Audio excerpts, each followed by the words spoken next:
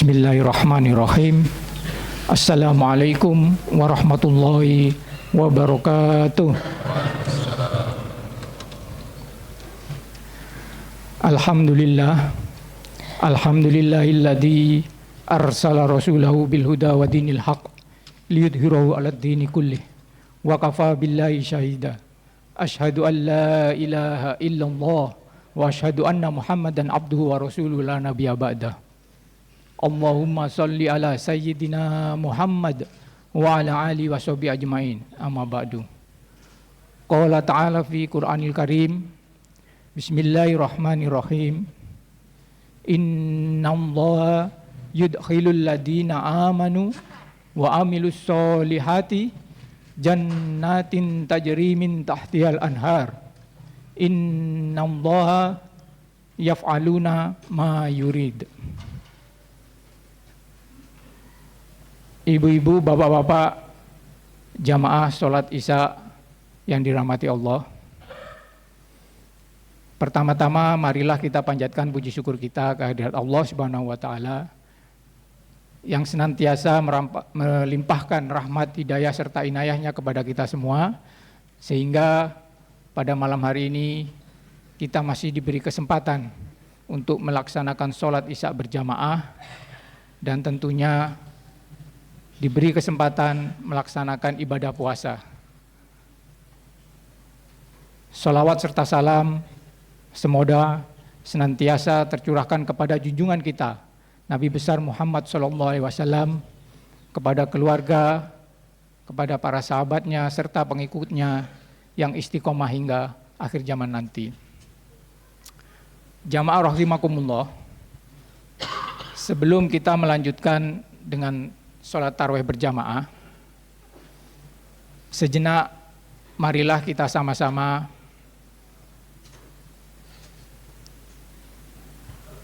meningkatkan pemahaman kita. Barangkali tepatnya adalah bermuhasabah. Bulan Ramadan seperti kita ketahui bersama adalah bulan pelatihan. Dalam pelatihan, salah satu kunci utama adalah bermuhasabah. Barangkali saya awali dengan satu pertanyaan yang insya Allah jawabannya pasti sama untuk kita semua, yaitu apakah kita berkeinginan untuk sukses dalam hidup ini? Tentunya jawabannya sama semua ya. Kita insya Allah dan berharap akan sukses semua, sehingga kita nanti ketemu lagi bersama-sama di surganya Allah Subhanahu wa taala. Amin amin ya rabbal alamin. Nah, dari sini timbul pertanyaan, bagaimana meraih kesuksesan kehidupan itu? Jika dilihat dari definisi sukses, sukses itu secara simpel adalah mencapai tujuan yang sudah direncanakan di awal. Sebagai contoh, di Ramadan ini biasanya di ujungnya kita ada Idul Fitri, Lebaran. Artinya bagi kita-kita yang punya kampung pasti ada mudik. Jadi di saat mudik kita menentukan tujuan mudik kita. Misalkan di Surabaya. Nah, kita dianggap berhasil karena kita mau berlebaran di Surabaya. Kita dianggap berhasil apabila kita mencapai Surabaya sebelum lebaran. Jika lewat ya dianggap gagal. Ini salah satu contohnya. Nah, dalam kehidupan kita mesti mendefinisikan tujuan hidup kita itu apa. Nah, kita sudah mendapat atau tepatnya ditetapkan oleh Allah Subhanahu wa taala terkait dengan tujuan hidup kita di dunia ini. Karena pada saat ini kita di fase dunia. Seperti kita ketahui bersama, hidup kita ini ada fase-fasenya yang ujungnya adalah kembali ke surga, di mana manusia pertama kali diciptakan. Jadi manusia pada hakikatnya atau sebenarnya itu adalah makhluk surga. Jadi tujuan akhir kita dalam konteks tempat ya, itu adalah surga. Dengan demikian pertanyaannya jadi lebih sedikit jelas. Bagaimana kita mencapai surga nanti itu? Ya, saya coba merunut, ya, namanya muhasabah itu paling enak merunut aja. Nah, Allah Subhanahu wa taala sebenarnya juga sudah memberikan petunjuk itu dan banyak di Al-Qur'an, ya. Salah satunya yang saya bacakan tadi, ya. Innallaha yudkhilul ladina amanu wa amilus solihati. Sesungguhnya Allah akan memasukkan alladina yu'minuna, ya, orang-orang yang beriman dan beramal soleh, jannatin tajri min tahtihal anhar, ke dalam surga-surga. Ini perlu digarisbawahi juga ini nanti. Kalimatnya itu surga-surga, ya, jannatin, jamak, banyak surganya, ya. Jadi yang akan masuk surga jelas, ya, orang yang beriman dan beramal soleh. Dan ditutup innallaha yaf'aluna ma yurid.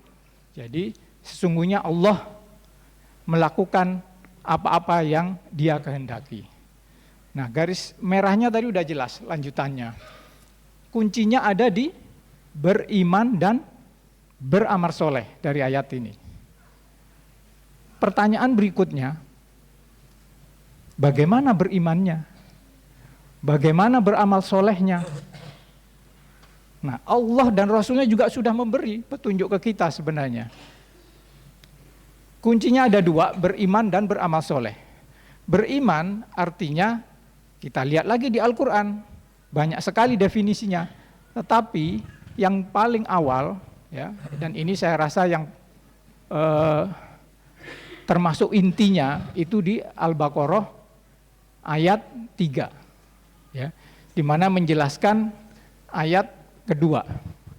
Di situ difirmankan bahwa orang mukmin atau orang yang beriman itu adalah alladzina yu'minuna bil ghaibi, ya.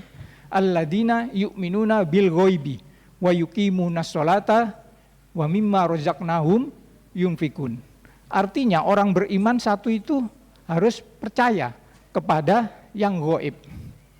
Nah, yang gaib ini dijelaskan lagi, tapi karena ini waktunya singkat, seperti kita sudah ketahui bersama, yang dimaksud yang gaib ini adalah yang ada di akhirat. Dalam hal ini apa? Sudah dirumuskan dan Nabi Muhammad sudah menjelaskan melalui salah satu hadis, ya, yang disampaikan oleh Umar bin Khattab yang kita kenal saat ini dengan rukun iman. Ya. Jadi diturunkan seperti itu, rukun iman. Ya. Yang kedua, beramal soleh. Beramal soleh ini sebenarnya turutan dari apa? Di ayat yang lain dijelaskan sebenarnya, dan kita sudah sering mendengarkan dari guru-guru kita, kunci masuk surga itu selain beriman dan adalah bertakwa. Jadi beramal soleh ini sebenarnya adalah bertakwa itu. Karena definisi bertakwa adalah menjalankan perintah-perintah Allah, tentunya namanya perintah itu kan hal-hal yang baik, dan menjauhi larangannya, ya. Nah, di ayat ini ditegaskan yang lebih penting itu bagi kita manusia beramal solehnya gitu.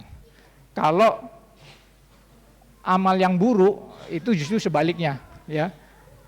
Jadi runutan panduannya sudah jelas, ya.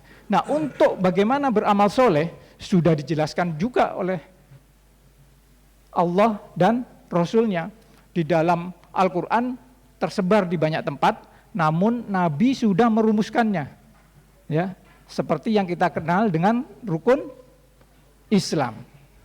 Ya. Jadi manusia adalah makhluk surga, kaitannya itu adalah dengan rukun iman.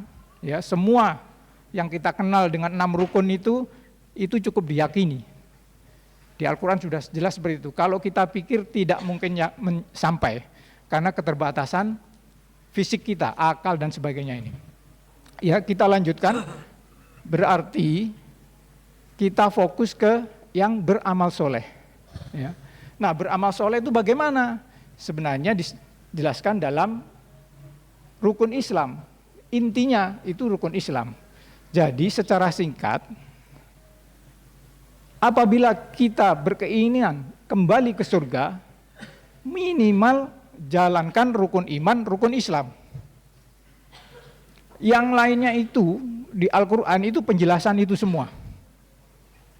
Ya. Nah, pada kesempatan kali ini saya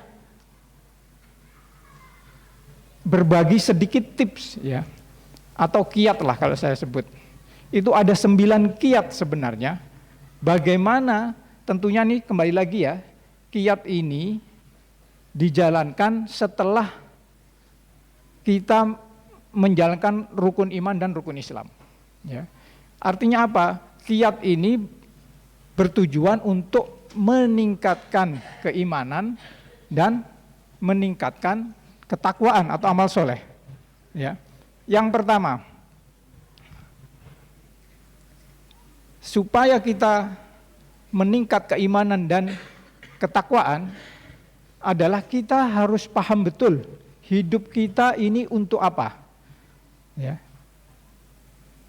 Kalau istilah yang saya pakai adalah kita harus paham betul bahwa kita hidup di dunia saat ini itu dalam rangka menjalankan tugas. Ya.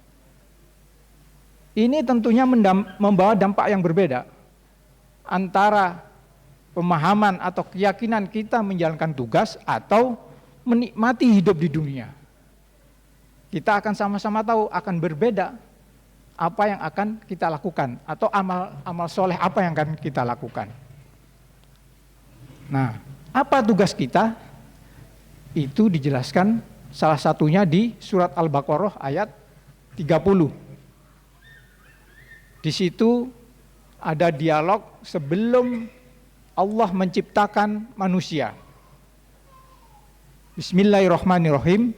Wa idh qala rabbuka lil malaikati inni ja'ilun fil ardi khalifah. Wa idh qala rabbuka, dan ketika Tuhan berkata kepada para malaikat, inni ja'ilun fil ardi khalifah. Aku hendak menugaskan khalifah di dunia. Artinya clear ya, tugas kita adalah sebagai khalifah. Nah, karena menjalankan tugas artinya ada yang mengawasi dan akan dimintai tanggung jawab.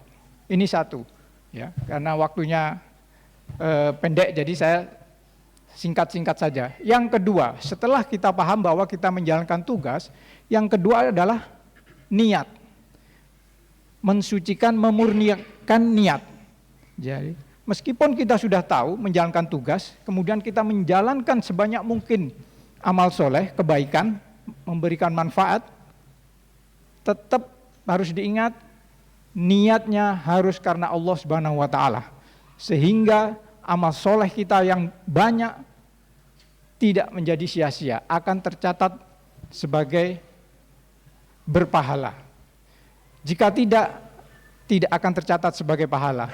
Manfaatnya hanya akan dirasakan di dunia, namun di akhirat tidak berdampak apa-apa. Yang nomor 3, kita sudah paham betul menjalankan tugas sehingga tidak menyia-nyiakan waktu.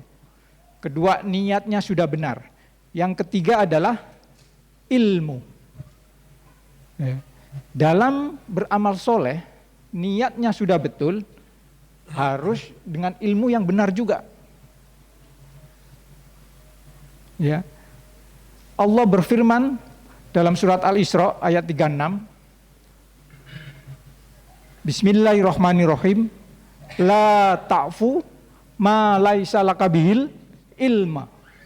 Innas sam'a wal basara wal fuada kullu ulaika kana anhu mas'ula.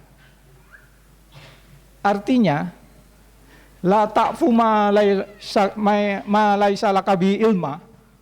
Jangan melakukan sesuatu tanpa ilmu. Ya. Sesungguhnya pendengaran, penglihatan, dan kalbu hati ini akan dimintai pertanggungjawaban nanti. Jadi yang ketiga jelas ya, supaya amal solehnya tidak sia-sia, meskipun niatnya benar, kalau tidak dengan cara yang benar, ilmu yang benar, bisa tidak diterima juga. Atau bahkan bisa merugikan, menghilangkan amal soleh yang lain. Kita lanjut yang keempat. Setelah ilmunya sudah punya juga, niatnya sudah benar, apalagi supaya lebih optimal, kita harus punya mindset berlomba-lomba. Ini juga disebutkan dalam Al-Quran di banyak ayat, di beberapa ayat yang sering kita dengar, fastabikul khairat. Artinya sesama kita, meskipun kita sudah punya itu semua, tiga, kita harus tetap ingat, kita harus berlomba. Dengan berlomba itu artinya apa? Kita tidak main-main, kita berkompetisi, kita mau lebih banyak. Siapa yang paling banyak amal solehnya? Nah, lanjut yang berikutnya, yang kelima, kiatnya adalah kita sudah berlomba, tapi bagaimana lombanya supaya maksimal?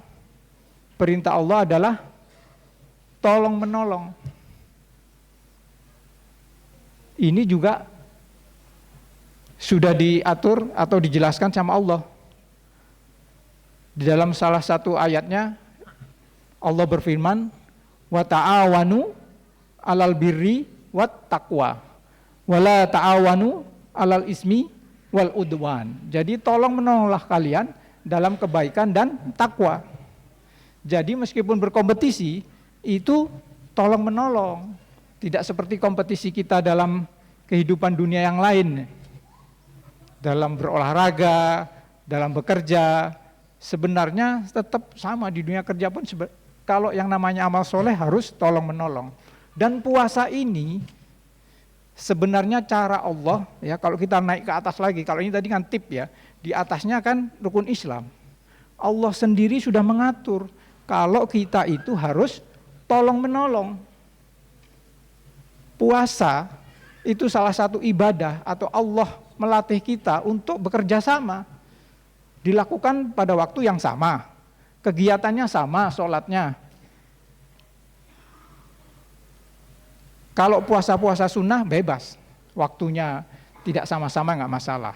Sama, di ibadah sholat juga begitu. Artinya Allah tidak hanya memerintahkan, tapi sudah menetapkan cara-cara agar manusia mengikuti itu tadi, kiat-kiat itu tadi.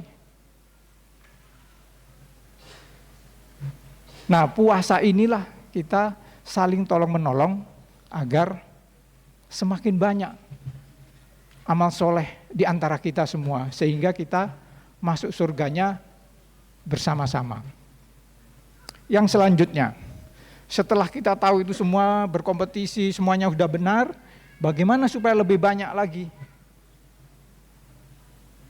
Kiatnya adalah kita memperbanyak amal jariah.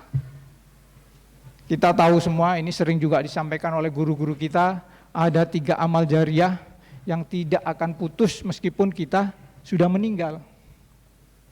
Nah, itu kita fokus ke situ, tanda kutip memperbanyak amal-amal atau amal soleh yang termasuk di amal jariah, yaitu sedekah jariah, ilmu yang bermanfaat, kemudian anak yang soleh yang mendoakan.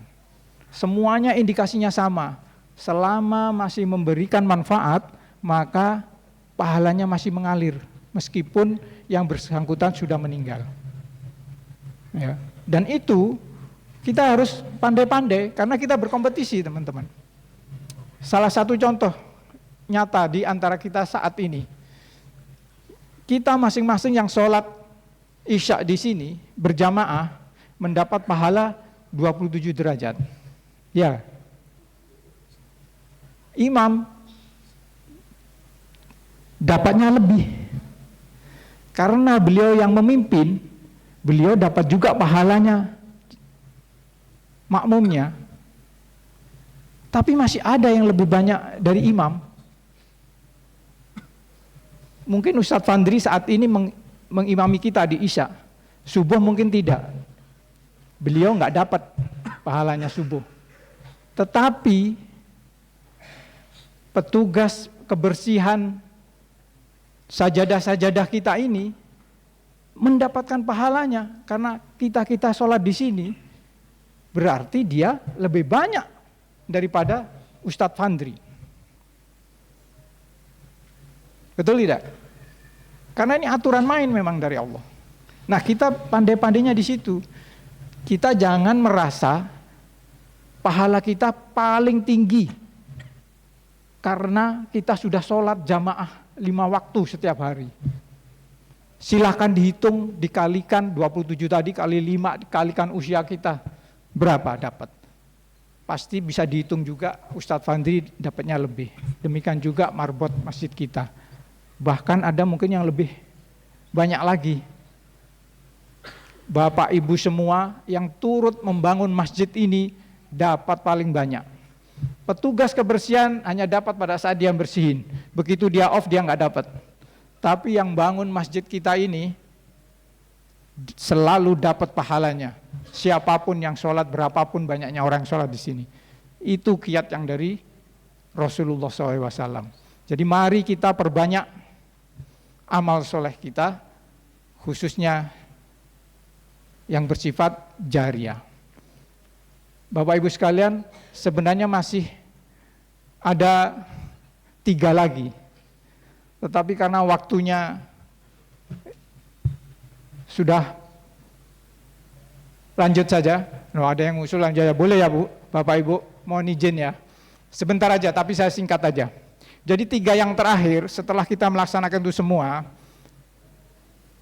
yang berikutnya adalah ingat waktu kita terbatas, Bapak Ibu semua. Ya, ada ajal yang akan membatasi amal kita, membatasi kesempatan kita untuk melakukan itu semua tadi, membatasi kita melaksanakan rukun iman, rukun Islam dan sebagainya. Ini semua sudah ditetapkan oleh Allah Subhanahu wa taala dan banyak, ada beberapa maksud saya ayat-ayat yang menjelaskan ini, yang ayatnya saya yakin sudah sering kita dengar apabila ada saudara kita yang meninggal dari guru-guru kita. Kullu nafsin dha'iqatul maut. Jadi semua yang punya nafas pasti meninggal. Itu ada di surat Al-Imran ayat 185 misalkan. Ada juga di Al-Ankabut ayat 57, itu juga gitu. Persis sama redaksinya, hanya belakangnya ditambahin. Jadi intinya kita mesti tetap ingat waktu terbatas, jangan sia-siakan waktu. Jadi dalam berlomba tadi, dalam berkolaborasi tadi, ada batas waktu. Jadi akan merugi yang santai-santai itu. Yang tidak sholat berjamaah, yang tidak ikut sedekah jariah membangun masjid kita ini, gitu, akan merugi besok. Masuk surga Bapak Ibu, seperti tadi di atas ya, disebutkan oleh Allah surga-surga. Jadi disediain surga-surga, jadi nanti banyak levelnya, kita tinggal milih aja. Semakin banyak, ya pasti level surganya semakin bagus. Jika kita berharap di surga, bertemu sama Rasulullah SAW, jika hanya melaksanakan rukun iman dan rukun Islam, itu paling minimal Bapak Ibu. Jadi mari kita berlomba-lomba tadi, dalam waktu yang terbatas, kita bertolong menolong, memperbanyak amal soleh. Yang selanjutnya, yang keberapa berarti? ke-8 ya Bapak Ibu. Jangan lupa, dalam menjalankan tugas, berkompetisi dan semuanya tadi itu, kita akan diuji. Ya. Jadi yang ke-8 itu adalah semua pasti diuji. Untuk bisa naik level tadi juga pasti diuji. Bapak Ibu nanti bisa dilihat di surat Al-Ankabut ayat 2 dan 3. Ya, ahasiban nasu ayyutraku dan selanjutnya itu ya. Jadi kita mesti ingat juga, jadi apabila dalam kita menjalankan amal-amal soleh, apapun dalam kehidupan kita, menghadapi musibah, cobaan dan sebagainya, itu semua ujian. Ya, selama kita sudah melaksanakan rukun iman, rukun Islam, dan apa tadi itu, kiat-kiat ini, masih ada ujian, cobaan, tenang saja, itu ujian. Ya, jadi ini yang membuat mental kita itu nanti jadi juara, sukses, masuk ke surga yang paling tinggi. Dan yang terakhir, jangan lupa adalah doa. Sekali lagi, manusia adalah makhluk yang lemah, dan kita punya lawan yang nyata, yaitu syaitan. Ya. Syaitan tidak akan pernah berhenti, ya, berusaha menjerumuskan kita, menggoda kita. Paling utama adalah ke arah ketauhidan. Ya, ingkar. Itu kalau syaitan sudah sampai sukses membawa kita melanggar ketauhidan, mereka berhasil mendapat teman di neraka. Karena amal kita semua yang tadi itu, meskipun sudah banyak, jariah kita banyak, melanggar satupun yang terkait dengan ketauhidan, maka amalnya akan dihapus. Itu nanti ada ayatnya. Tapi berhubung waktu, jadi inilah 9 kiat yang mungkin bisa saya bagikan ke saudara-saudara sekalian, para jamaah. Mudah-mudahan kita bisa melaksanakan kiat ini, pilih saja mana yang bisa dilakukan, tapi sebaiknya semuanya ini jadi ada di pikiran kita, sehingga amal soleh kita, ketakwaan kita bisa terus meningkat. Ya. Di dalam bulan puasa ini adalah memang media bagi Allah, setiap tahun disediakan, diingatkan, disuruh muhasabah lagi, apakah keimanan, ketakwaannya masih kurang, tambah lagi, kalau sudah bagus, tambah lagi, tidak ada kata berhenti, karena ujungnya adalah siapa yang paling banyak, itulah yang jadi pemenangnya. Artinya sama-sama menang, tetapi surganya mungkin beda. Mudah-mudahan kita ditemukan di tempat yang sama dan ketemu sama Rasulullah SAW. Demikian yang dapat saya sampaikan. Kurang lebihnya mohon maaf. Wallahu muwaffiq ila aqwamit thoriq. Wassalamualaikum warahmatullahi wabarakatuh.